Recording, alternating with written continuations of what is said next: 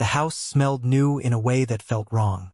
Not fresh paint or clean wood, something sweeter, heavier, like meat wrapped too long in plastic.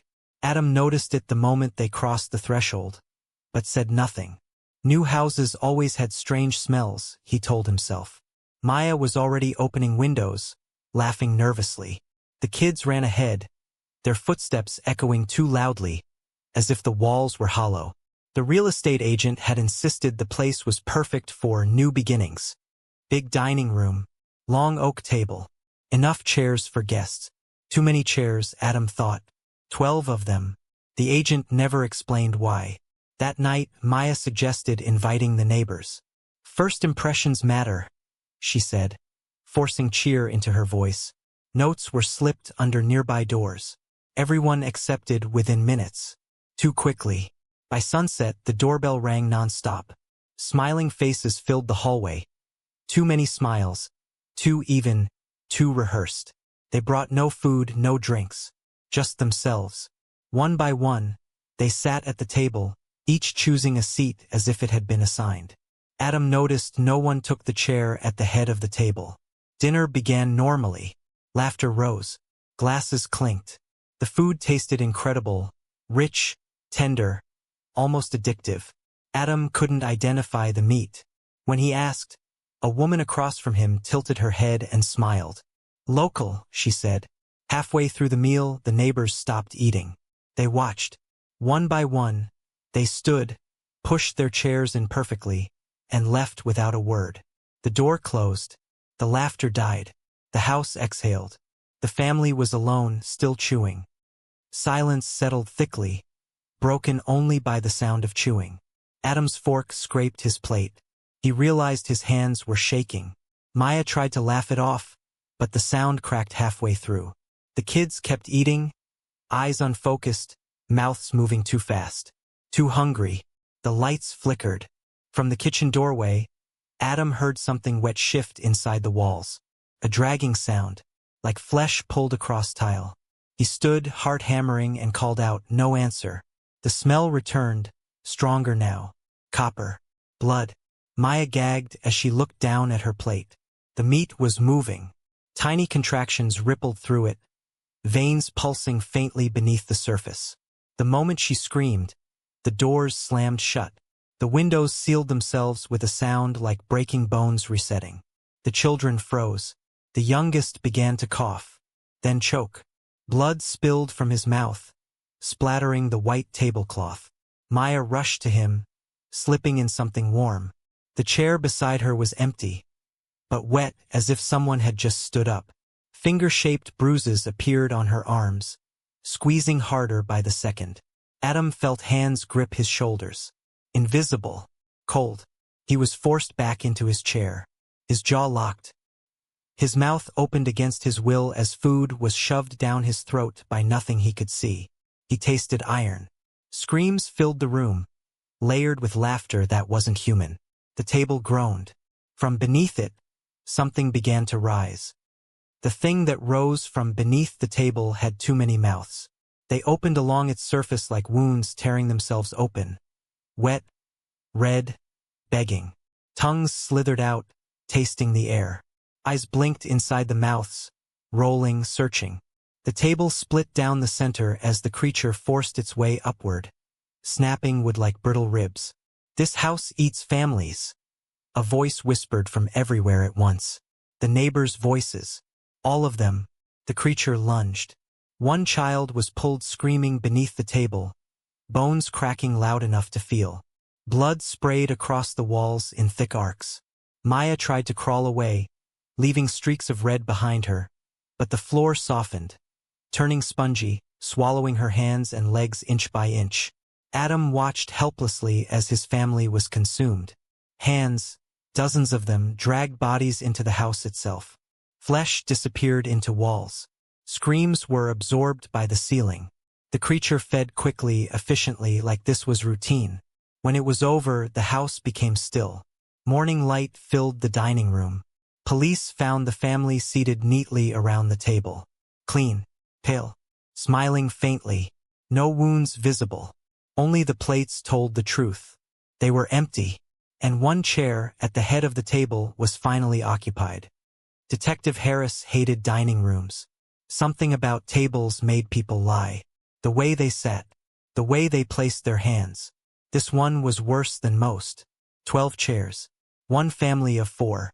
No signs of struggle. No blood. No wounds. And yet the smell lingered. Faint, metallic, hidden beneath disinfectant and lemon cleaner. Forensics couldn't explain the plates. They were polished clean, but microscopic traces of human tissue clung to the porcelain. Hair. Bone dust. A specialist vomited quietly into the sink.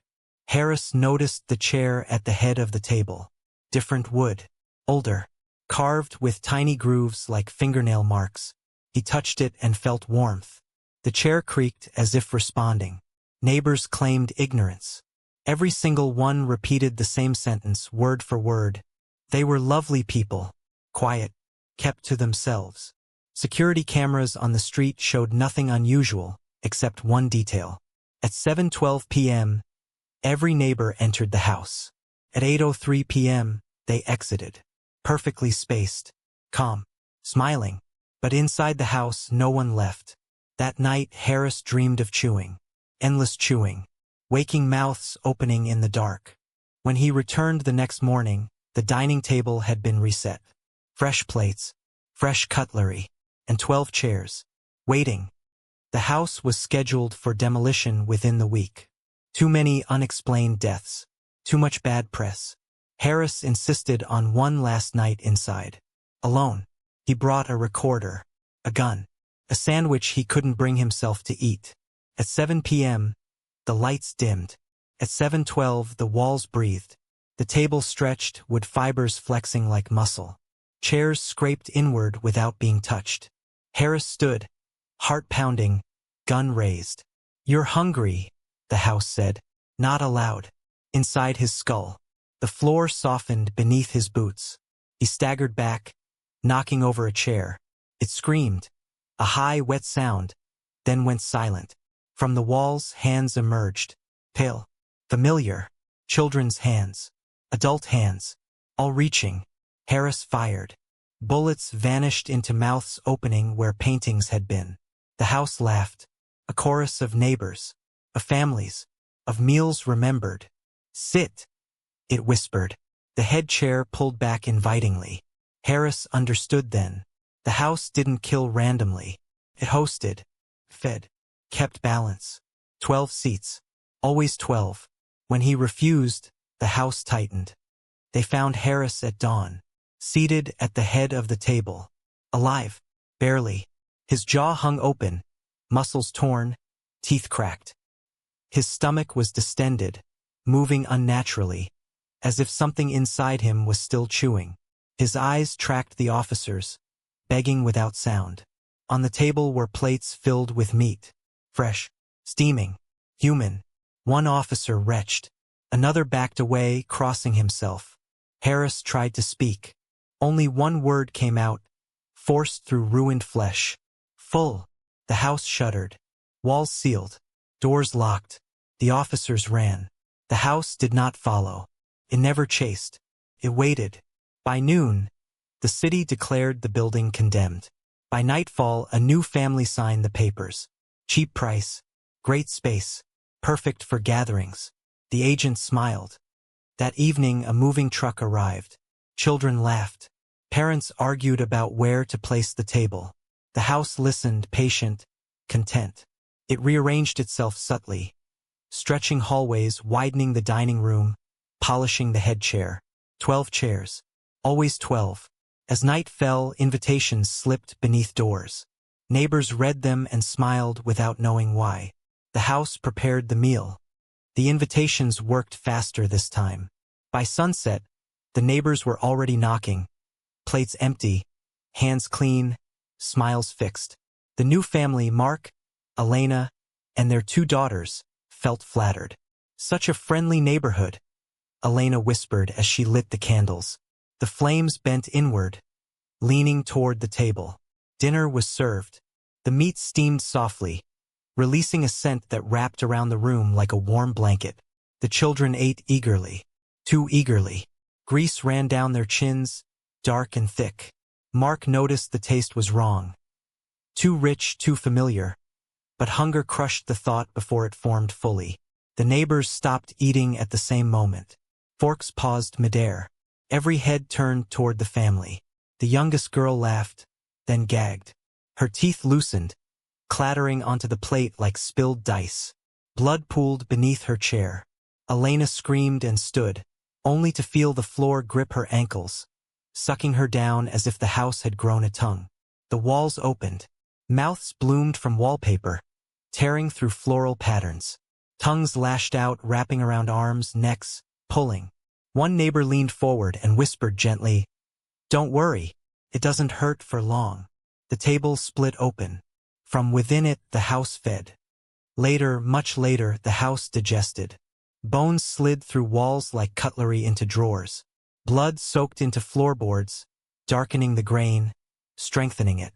The screams faded, absorbed, becoming memory rather than sound. The dining room expanded by inches, grateful.